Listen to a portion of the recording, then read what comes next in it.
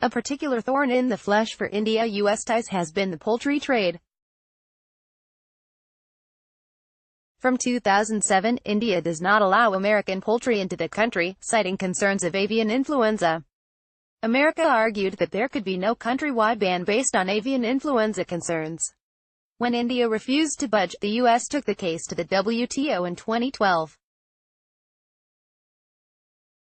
On June 19, 2015, the organization ruled against India.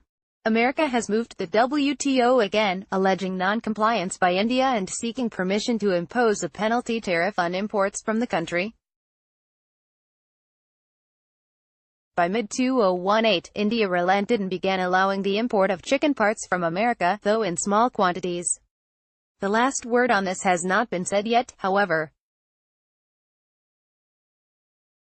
Politics in America and India are both unsupportive of trade in goods, but the poultry trade is a curious example. It could be seen as how economies around the world could complement one another through trade, or how developing markets become a tool for advanced markets. Also, how avoidable disputes could damage symbiotic relationships. A little digression into America's global chicken presence shows us why trade cannot merely be understood in terms of surpluses or deficits, a point hyper-nationalist politics often does not appreciate. The U.S. is the world's largest chicken producer, and its chicken consumption per capita, now at 91 pounds, has increased nearly every year since the mid-1960s, while red meat consumption has steadily declined. 19% of its poultry produce is exported. It is estimated that Americans eat chicken 10 times a month, but not more than twice do they eat chicken thighs or drumsticks. They prefer chicken breasts, a culinary habit that formed when chickens were raised in farms and their legs and thighs were more muscular. Since culinary preferences decided by culture vary across the world, the parts Americans do not want have a huge market abroad, and the expansion of global trade allowed chicken farmers to access these markets. Chicken feet are a delicacy in China, and chicken legs are considered superior in Russia as well as in India. In 2008, America exported $854.3 million worth of chicken meat to China and Hong Kong, half of it feet and wings. The Indian poultry industry is up in arms, and they fear American dumping into the Indian market would kill the sector. However, given the vast untapped potential of the Indian market and the throwaway price at which chicken parts could be bought from America, there could be a creative solution to this issue. Trump has spoken about the restrictions in India on U.S.-manufactured, high-end motorcycles, and his officials have named several Indian companies for allegedly misusing H-1B visas, but nobody has spoken about the chicken dispute. Trade wars. The issue is not under the radar, and America's formidable trade bureaucracy has detailed this, along with a litany of other issues they think amounts to India denying legitimate market access to America's products and services, in the USTR. National Trade Estimate for 2017 under Foreign Trade Barrier. The Indian poultry industry is up in arms, and they fear American dumping into the Indian market would kill the sector. Trump indeed raised these concerns with Modi when they met. I look forward to working with you, to create a trading relationship that is fair and reciprocal. It is important that barriers be removed to the export of U.S. goods into your markets, and that we reduce our trade deficit with your country, he said during his Rose Garden appearance with Modi. The Trump administration's drive to reduce American trade deficit has brought India into sharper focus. India is the ninth biggest trading partner of the U.S. and had a trade surplus of around $23 billion with the U.S. in goods and services combined. The president's national trade policy agenda for 2017 said, in 2016, voters in both major parties called for a fundamental change in direction of U.S. trade policy, because they did not all see clear benefits from international trade agreements. President Trump has called for a new approach, and the Trump administration will deliver on that promise. It reiterated Trump's four-point campaign agenda: defending national sovereignty over trade policy, strict enforcement of U.S. trade laws, using leverage to open foreign markets, and negotiating new and better trade deals.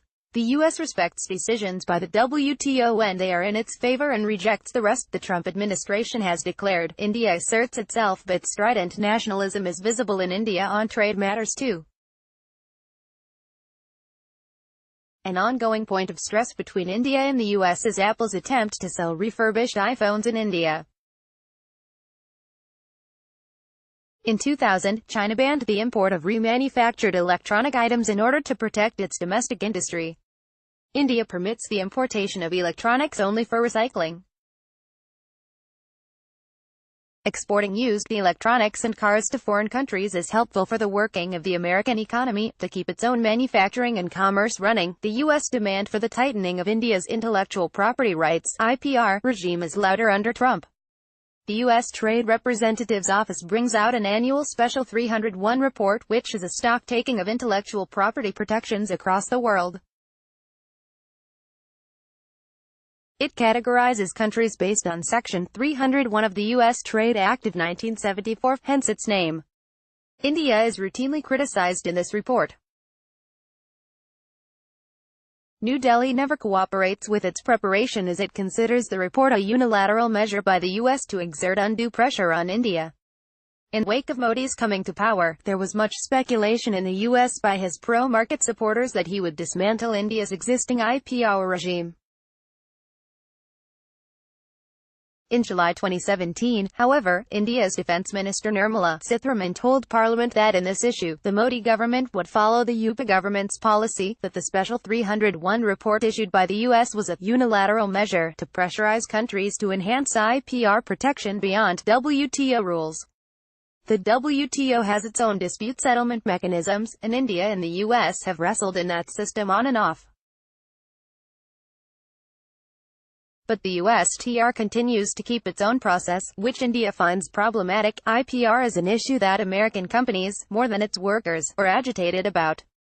Modi's nationalist politics would not exactly like to allow foreign companies to profiteer off Indian consumers, and his populist politics would require providing affordable pricing for Indians.